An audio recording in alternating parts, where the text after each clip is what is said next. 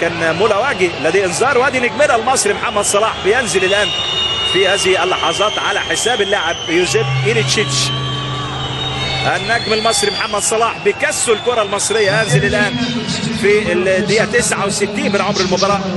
دولة سجل 6 أهداف وصنع هدفين. ادي صلاح يا ولد مر ينطلق صلاح لكن طالت الكرة عليه. عادت من جديد صلاح مرت الكرة إلى حارس المرمى كارنيزيس. خواكين يلعب لصلاح. صلاح يا ولد لف ودار لعب كرة لماتياس فرنانديز. وادي على الجانب الايسر باسكوال كان خالي تماما من الرقابه باسكوال لكن عوده لمدافعي اودينيزي ومحاوله من جديد ستكون هدف اكيد. ماتياس فرنانديز يخطف كرة لصلاح. صلاح يلعب تمريره في الامام لكن سقط ماريو جوميز. وادي ضغط من صلاح والكرة تعود لماتياس فرنانديز.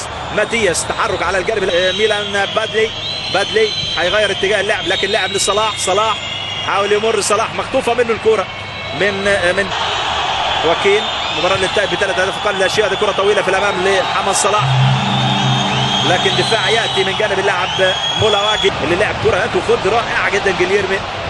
وفي النهاية نيتو يتصدى لهذه التسديدة. نزل طبعا تيريو. وادي بين الفيولا والبيانكونيري. وادي كرة خطيرة من ماريو جوميز وركله ركنيه في اللحظه. لايطاليا هناك الكثير من المهاجرين البرتغاليين والعائلات البرتغاليه اللي بتسكن طبعا في سويسرا وفي فرنسا وفي ايضا ايطاليا. بسكوني صعب الهدف الثاني. ليودينيز يلعب كره لمحمد صلاح.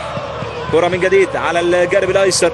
جونسالو يتقدم في الامام. ودي لمسه صلاح مرت الكره من امامه وتبعد من جانب دانيلو الى خارج الملعب الى رمي التماس. حاول يتلايم على كره محمد صلاح في اللحظات الاخيره من عمر هذه المباراة. نلعب في الدقيقة 7. يقول لا شيء. هل كان فيها لمسة يد؟ محمد صلاح ياخذ كرة.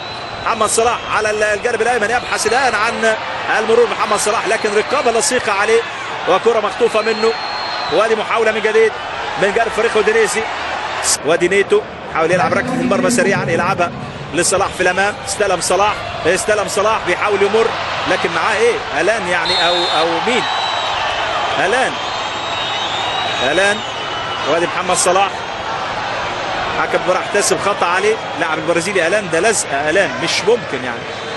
خطف الكرة من بين أقدام لهذه المباراة والبداية بهذه التشكيلة في الشوط الأول تعتبر يعني غير جيدة.